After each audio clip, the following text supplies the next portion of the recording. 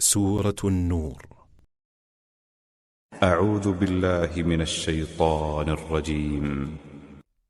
I seek refuge in Allah from the expelled Satan. بسم الله الرحمن الرحيم.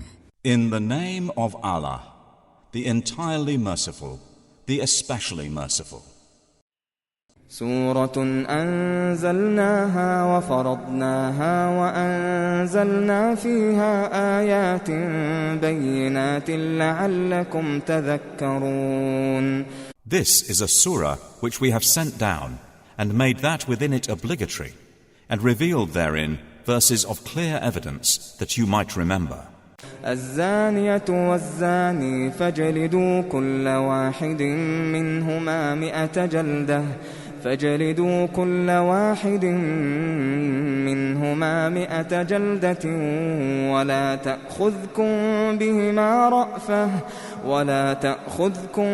بهما رأفة في دين الله إن كنتم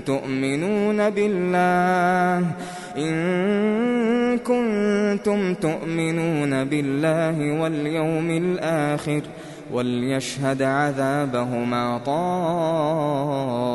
طائفة من المؤمنين. The unmarried woman or unmarried man found guilty of sexual intercourse, lash each one of them with 100 lashes.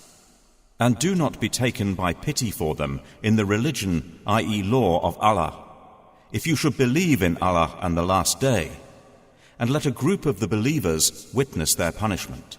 الزاني لا ينكح إلا زانية أو مشركة والزانية لا ينكحها إلا زان أو مشرك وحرم ذلك على المؤمنين. The fornicator does not marry except a female fornicator or polytheist, and none marries her except a fornicator or a polytheist. And that, i.e. marriage to such persons, has been made unlawful to the believers.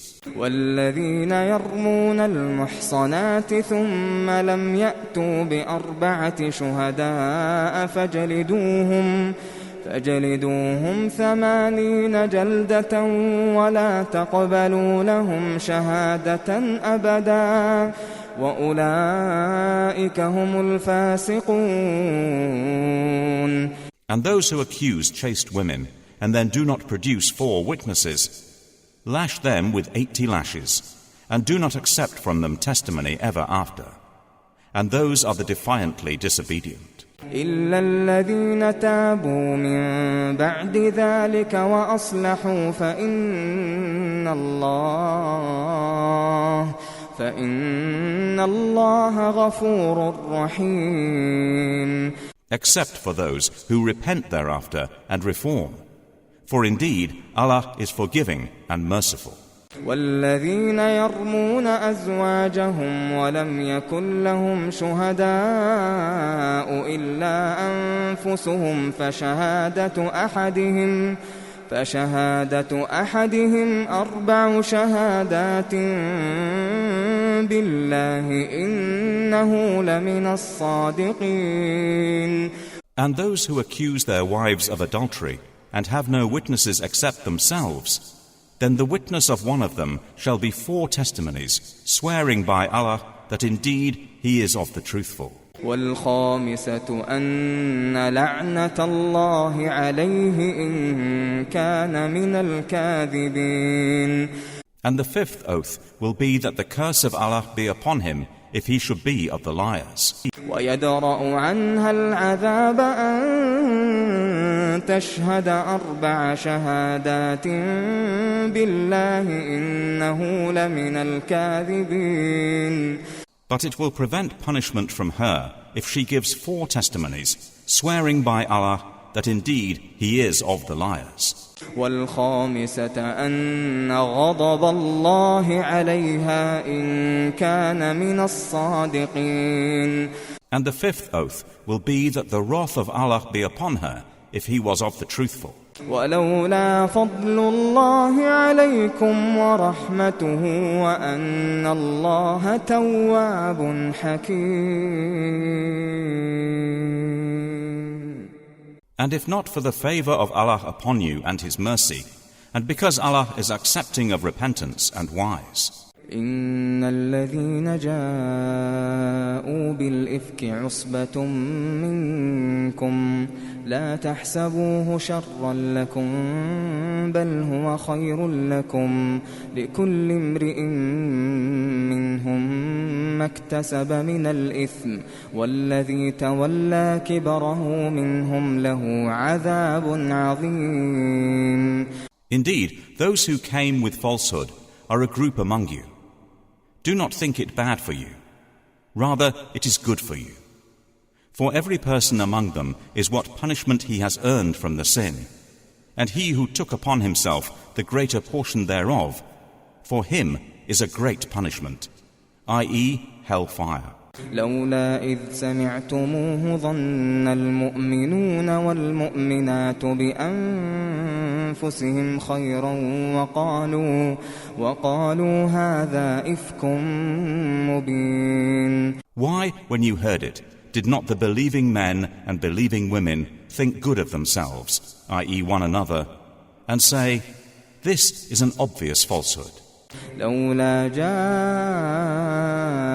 عليه بأربعة شهداء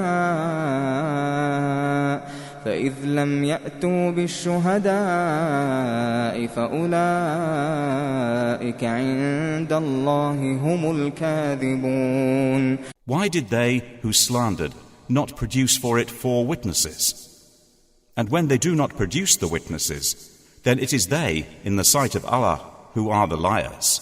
ولولا فضل الله عليكم ورحمته في الدنيا والآخرة لمسكم فيما أفضتم فيه عذاب عظيم. And if it had been for the favor of Allah upon you and His mercy in this world and the hereafter, you would have been touched for that lie in which you were involved by a great punishment. إذ تلقونه بألسنتكم وتقولون بأفواهكم ما ليس لكم به علم وتحسبونه هينا وهو عند الله عظيم. When you received it with your tongues and said with your mouths that of which you had no knowledge, and thought it was insignificant, while it was, in the sight of Allah, tremendous. ولولا إذ سمعتموه قلتم ما يكون لنا أن نتكلم بهذا سبحانك هذا بهتان عظيم. And why, when you heard it, did you not say, it is not for us to speak of this? Exalted are you, O Allah, this is a great slander. يعظكم الله أن تعودوا لمثله أبدا إن كنتم مؤمنين. Allah warns you against returning to the likes of this conduct, ever, if you should be believers. ويبين الله لكم الآيات والله عليم حكيم. And Allah makes clear to you the verses, i.e. His rulings, and Allah is knowing and wise. إن الذين يحبون أن تشيع الفاحشة في الذين آمنوا لهم عذاب أليم في الدنيا والآخرة والله يعلم وأنتم لا تعلمون. Indeed, those who like that immorality should be spread or publicized among those who have believed will have a painful punishment in this world and the hereafter. And Allah knows, and you do not know. ولولا فضل الله عليكم ورحمته وأن الله رؤوف رحيم. And if it had not been for the favor of Allah upon you and His mercy, and because Allah is kind and merciful. يا أيها الذين آمنوا لا تتبعوا خطوات الشيطان ومن يتبع خطوات الشيطان فإنه يأمر بالفحشاء ولولا فضل الله عليكم ورحمته ما زكى منكم من أحد أبدا ولكن الله يزكي من يشاء والله سميع عليم. O you who have believed, do not follow the footsteps of Satan. And whoever follows the footsteps of Satan, indeed, he enjoins immorality and wrongdoing. And if not for the favor of Allah upon you and His mercy, not one of you would have been pure ever. But Allah purifies whom He wills, and Allah is hearing and knowing. ولا يأتل أولو الفضل منكم والسعة أن يؤتوا أولي القربى والمساكين والمهاجرين في سبيل الله وليعفوا وليصفحوا ألا تحبون أن يغفر الله لكم والله غفور رحيم. And let not those of virtue among you and wealth swear not to give aid to their relatives and the needy and the emigrants for the cause of Allah, and let them pardon and overlook. Would you not like that Allah should forgive you? And Allah is forgiving and merciful. إن الذين يرمون المحصنات الغافلات المؤمنات لعنوا في الدنيا والآخرة ولهم عذاب عظيم. Indeed, those who falsely accuse chaste, unaware and believing women are cursed in this world and the hereafter, and they will have a great punishment. يوم تشهد عليهم ألسنتهم وأيديهم وأرجلهم بما كانوا يعملون. On a day when their tongues, their hands and their feet will bear witness against them as to what they used to do. يومئذ يوفيهم الله دينهم الحق ويعلمون أن الله هو الحق المبين. That day Allah will pay them in full their true, i.e. deserved recompense, and they will know that it is Allah who is the manifest truth, i.e. perfect in justice. الخبيثات للخبيثين والخبيثون للخبيثات والطيبات للطيبين والطيبون للطيبات أولئك مبرؤون مما يقولون لهم مغفرة ورزق كريم. Evil words are for evil men, and evil men are subjected to evil words. And good words are for good men, and good men are an object of good words. Those good people are declared innocent of what they, i.e. slanderers, say. For them is forgiveness and noble provision. يا أيها الذين آمنوا لا تدخلوا بيوتا غير بيوتكم حتى تستأنسوا وتسلموا على أهلها ذلكم خير لكم لعلكم تذكرون. O you who have believed, do not enter houses other than your own houses until you ascertain welcome and greet their inhabitants. That is best for you. Perhaps you will be reminded, i.e. advised. فإن لم تجدوا فيها أحدا فلا تدخلوها حتى يؤذن لكم وإن قيل لكم ارجعوا فارجعوا هو أزكى لكم والله بما تعملون عليم. And if you do not find anyone therein, do not enter them until permission has been given you. And if it is said to you, go back, then go back. It is purer for you. And Allah is knowing of what you do. ليس عليكم جناح أن تدخلوا بيوتا غير مسكونة فيها متاع لكم والله يعلم ما تبدون وما تكتمون. There is no blame upon you for entering houses not inhabited, in which there is convenience for you. And Allah knows what you reveal and what you conceal. قل للمؤمنين يغضوا من أبصارهم ويحفظوا فروجهم ذلك أزكى لهم إن الله خبير بما يصنعون. Tell the believing men to reduce some of their vision and guard their private parts. That is purer for them. Indeed, Allah is fully aware of what they do. وقل للمؤمنات يغضضن من أبصارهن ويحفظن فروجهن ولا يبدين زينتهن إلا ما ظهر منها وليضربن بخمرهن على جيوبهن ولا يبدين زينتهن إلا لبعولتهن أو آباء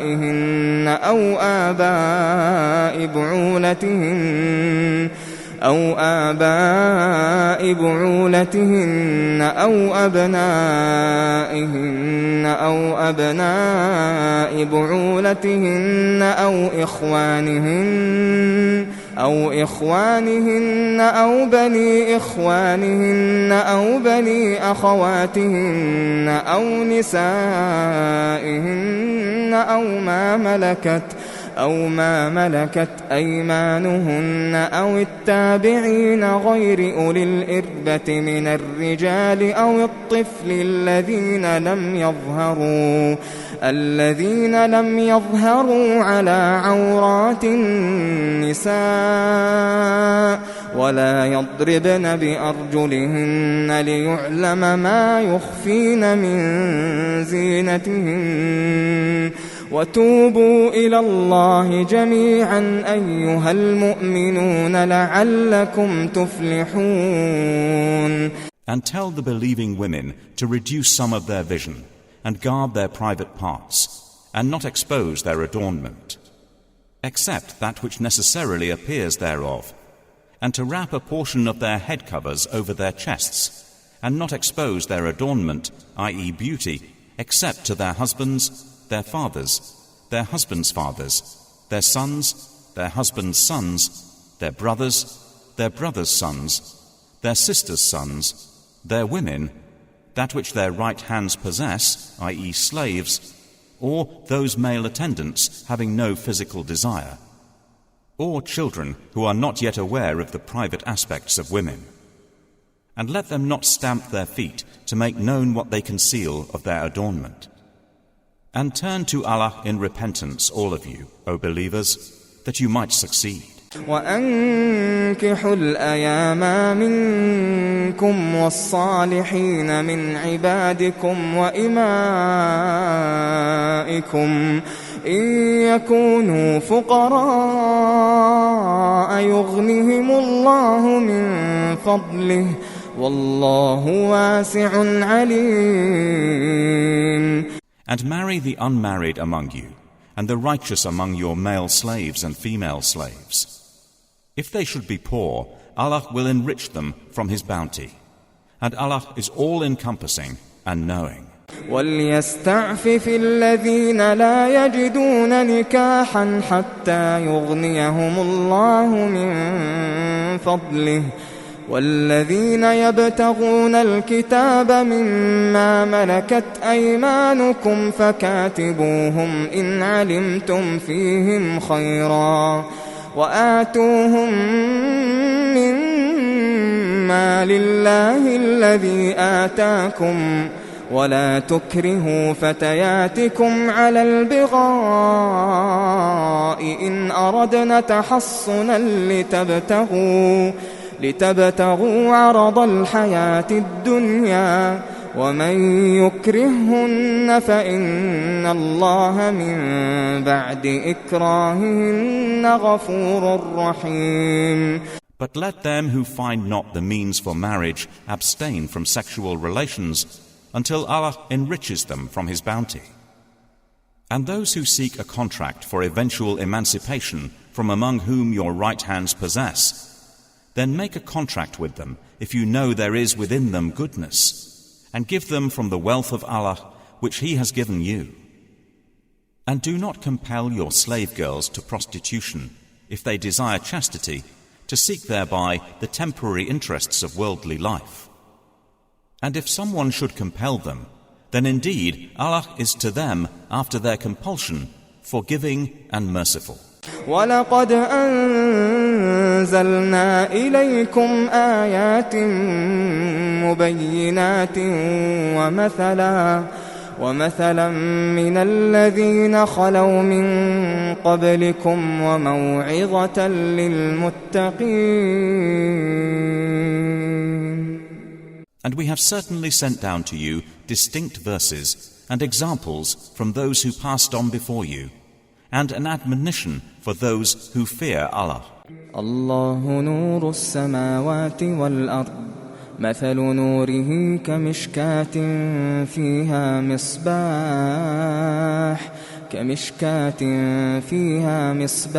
المصباح في زجاجة الزجاجة كأنها كوكب دري يوقد من شجرة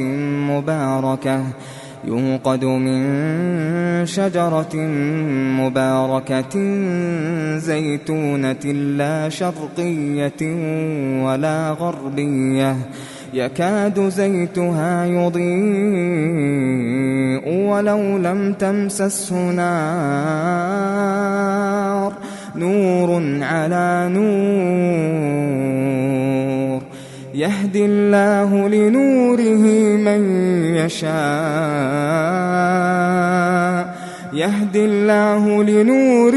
من يشاء ويضرب الله الأمثال للناس والله بكل شيء عليم.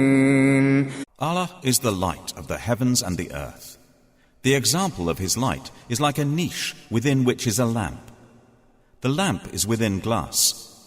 The glass as if it were a pearly white star lit from the oil of a blessed olive tree, neither of the east nor of the west, whose oil would almost glow even if untouched by fire. Light upon light. Allah guides to His light whom He wills, and Allah presents examples for the people. And Allah is knowing of all things. في بيوت أذن الله أن ترفع ويذكر فيها اسمه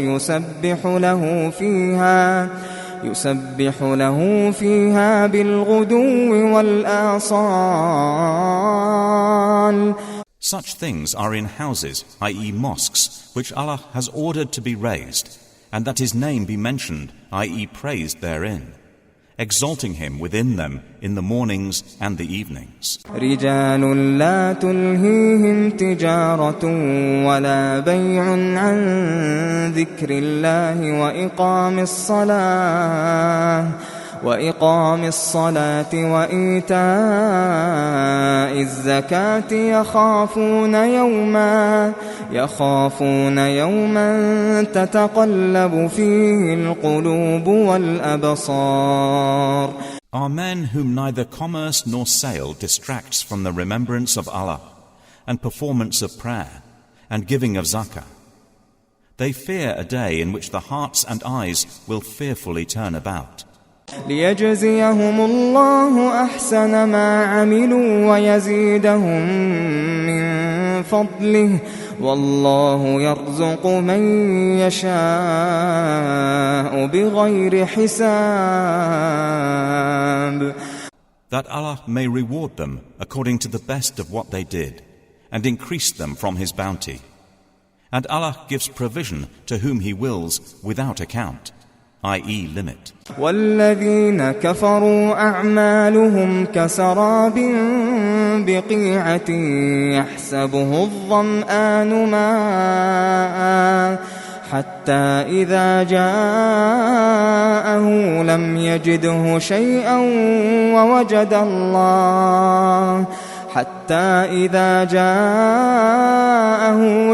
يجده شيئا ووجد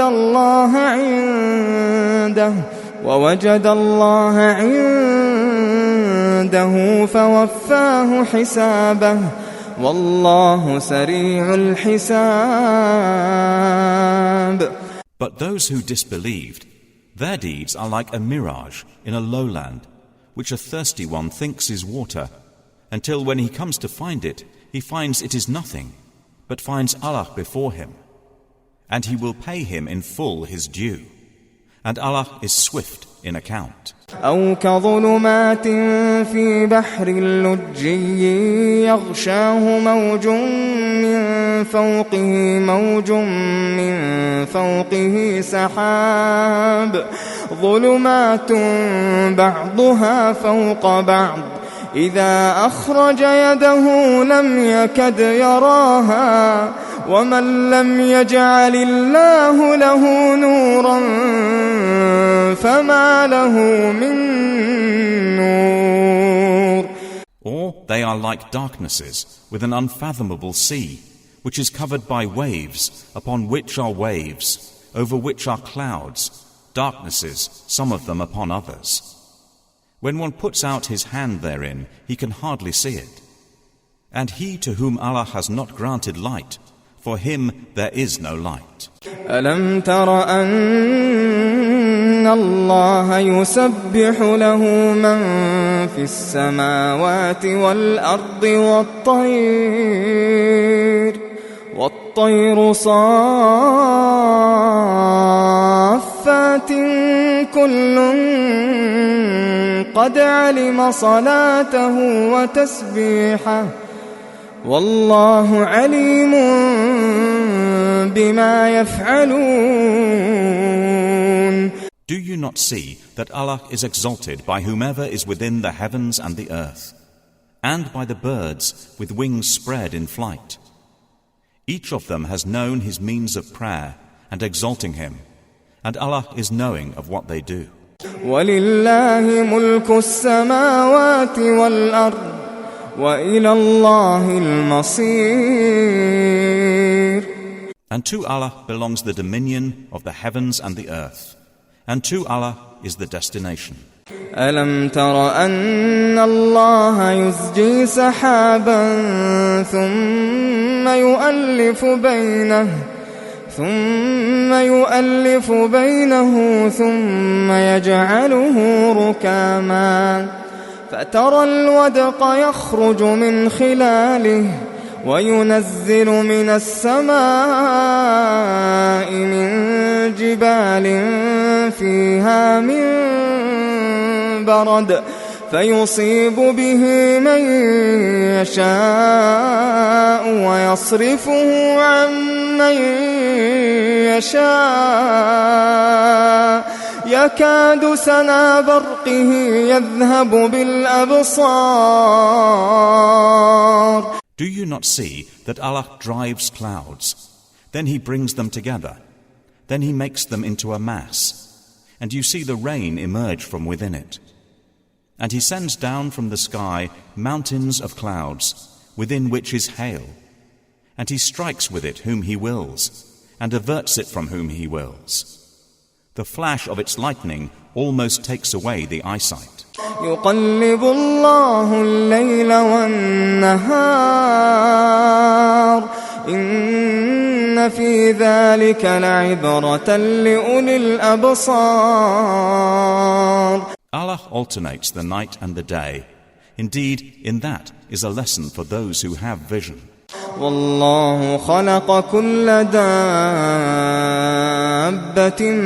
من ماء فمنهم من يمشي على بطنه ومنهم من يمشي على رجلين ومنهم من يمشي على أربع يخلق الله ما يشاء إن الله على كل شيء قدير. Allah has created every living creature from water, and of them are those that move on their bellies.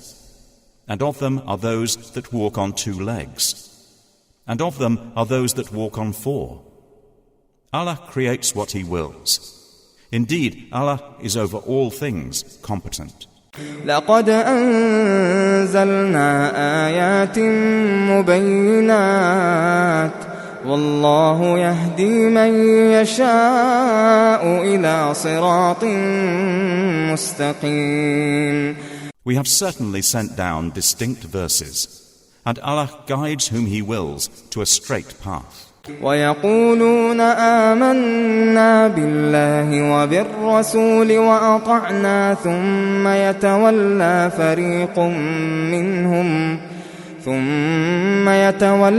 فريق منهم من بعد ذلك وما أولئك بالمؤمنين. But they, i.e. the hypocrites, say, "We have believed in Allah and in the Messenger, and we obey." Then a party of them turns away after that, and those are not believers. وَإِذَا دُعُوا إِلَى اللَّهِ وَرَسُولِهِ لِيَحْكُمَ بَيْنَهُمْ إِذَا فَرِيقٌ مِّنْهُمْ مُعْرِضُونَ. And when they are called to the words of Allah and His Messenger to judge between them, at once a party of them turns aside in refusal. وَإِن يَكُن لَّهُمُ الْحَقُّ يَأْتُوا إِلَيْهِ مُذْعِنِينَ. But if the right is theirs, they come to Him in prompt obedience. أَفِي قُلُوبِهِم مَّرَضٌ أَمِ ارْتَابُوا أَمْ يَخَافُونَ أَن يَحِيفَ اللَّهُ عَلَيْهِمْ وَرَسُولُهُ بل أولئك هم الظالمون. Is there disease in their hearts? Or have they doubted?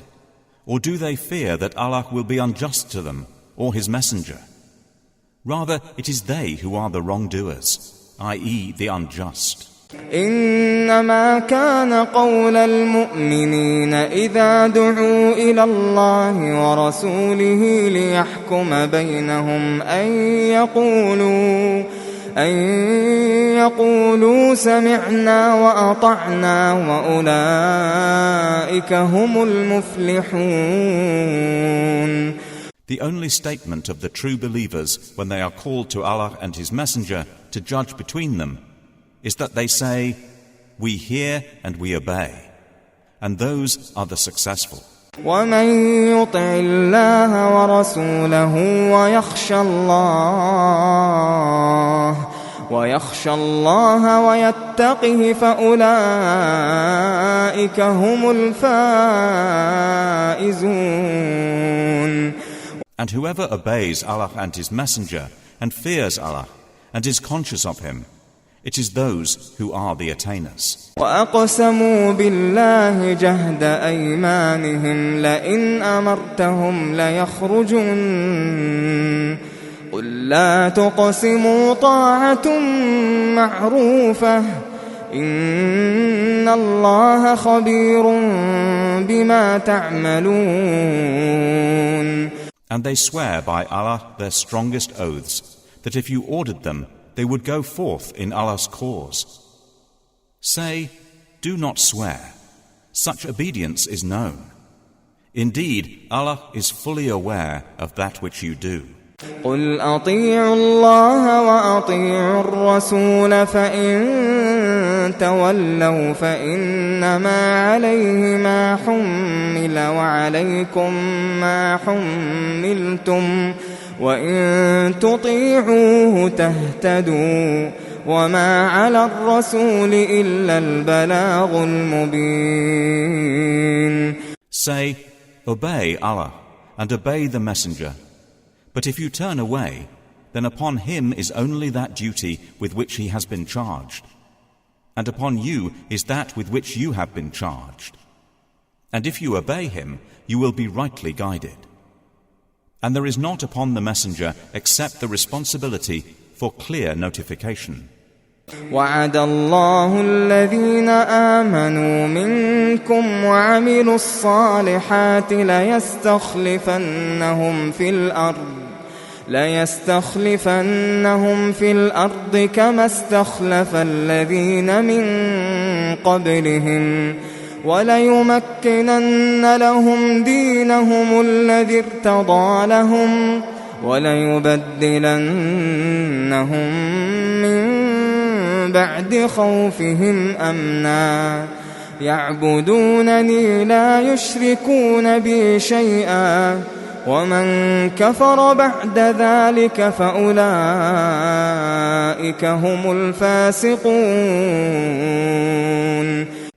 Allah has promised those who have believed among you and done righteous deeds that He will surely grant them succession to authority upon the earth, just as He granted it to those before them, and that He will surely establish for them therein their religion, which He has preferred for them, and that He will surely substitute for them, after their fear, security, for they worship Me, not associating anything with Me. But whoever disbelieves after that, then those are the defiantly disobedient. وَأَقِيمُوا الصَّلَاةَ وَآتُوا الزَّكَاةَ وَأَطِيعُوا الرَّسُولَ لَعَلَّكُمْ تُرْحَمُونَ.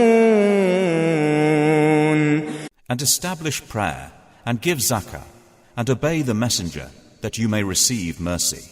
لا تحسبن الذين كفروا معجزين في الأرض ومأواهم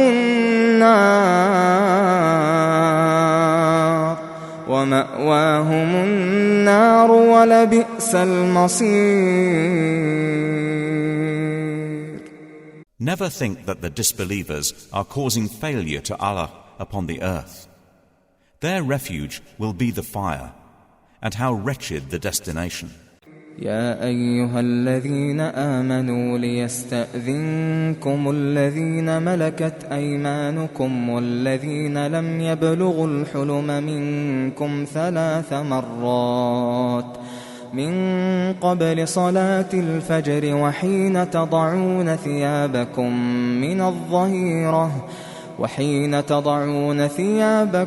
من الظهيرة ومن بعد صلاة العشاء 3 عورات لكم ليس عليكم ولا عليهم جناح بعدهن طوافون عليكم بعضكم على بعض كذلك يبين الله لكم الآيات والله عليم حكيم. O you who have believed, let those whom your right hands possess and those who have not yet reached puberty among you ask permission of you before entering at 3 times. Before the dawn prayer, and when you put aside your clothing for rest at noon, and after the night prayer. These are 3 times of privacy for you. There is no blame upon you, nor upon them beyond these periods, for they continually circulate among you, some of you among others. Thus does Allah make clear to you the verses, i.e. His ordinances, and Allah is knowing and wise. وَإِذَا بَلَغَ الْأَطْفَالُ مِنكُمُ الْحُلُمَ فَلْيَسْتَأْذِنُوا كَمَا اسْتَأْذَنَ الَّذِينَ مِن قَبْلِهِمْ كَذَلِكَ يُبَيِّنُ اللَّهُ لَكُمْ آيَاتِهِ وَاللَّهُ عَلِيمٌ حَكِيمٌ. And when the children among you reach puberty, let them ask permission at all times, as those before them have done. Thus does Allah make clear to you His verses, and Allah is knowing and wise. والقواعد من النساء اللاتي لا يرجون نكاحا فليس عليهن جناح أن يضعن ثيابهن غير متبرجات بزينة وأن يستعففن خير لهن والله سميع عليم. And women of post-menstrual age who have no desire for marriage, there is no blame upon them for putting aside their outer garments, but not displaying adornment. But to modestly refrain from that is better for them. And Allah is hearing and knowing. ليس على الأعمى حرج ولا على الأعرج حرج ولا على المريض حرج ولا على أنفسكم أن تأكلوا من بيوتكم أو بيوت آبائكم أو بيوت أمهاتكم أو بيوت إخوانكم أو بيوت أخواتكم أو بيوت أعمامكم أو بيوت عماتكم أو بيوت أخوالكم أو بيوت خالاتكم أو ما ملكتم مفاتحه أو صديقكم. ليس عليكم جناح أن تأكلوا جميعا أو أشتاتا، فإذا دخلتم بيوتا فسلموا على أنفسكم تحية من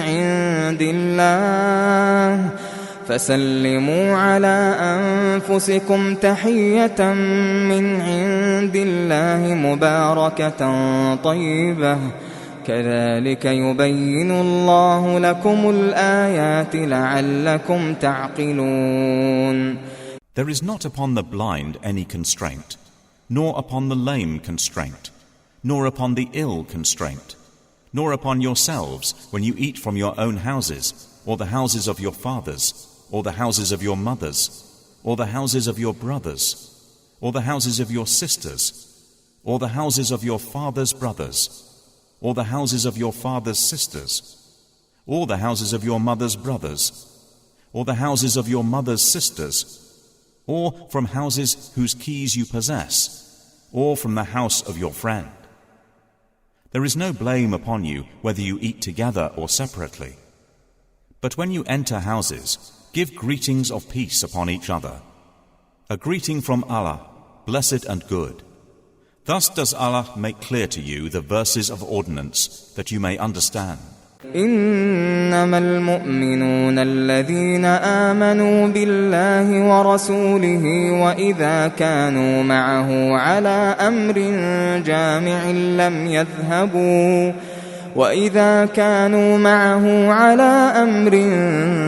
جامع لم يذهبوا حتى يستأذنوه.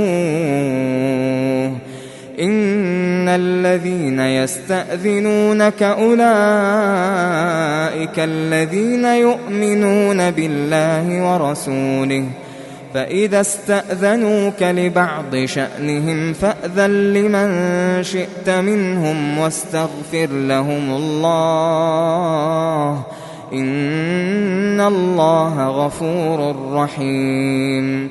The believers are only those who believe in Allah and His Messenger. And when they are meeting with Him for a matter of common interest, do not depart until they have asked His permission. Indeed, those who ask your permission, O Muhammad, those are the ones who believe in Allah and His Messenger. So when they ask your permission due to something of their affairs, then give permission to whom you will among them, and ask forgiveness for them of Allah. Indeed, Allah is forgiving and merciful. لا تجعلوا دعاء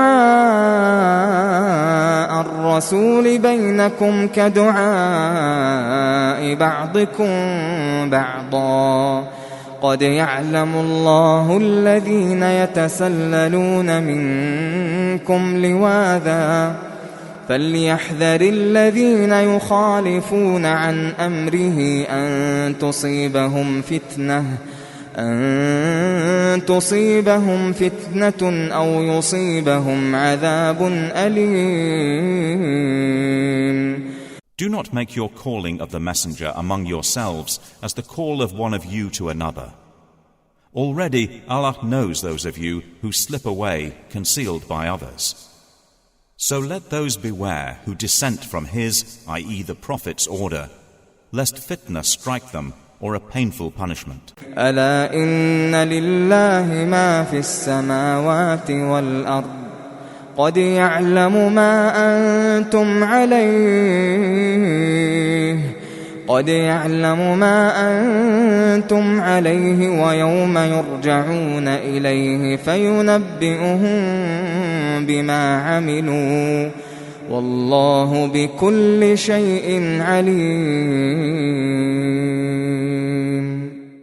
Unquestionably, to Allah belongs whatever is in the heavens and earth. Already He knows that upon which you stand, and knows the day when they will be returned to Him, and He will inform them of what they have done. And Allah is knowing of all things.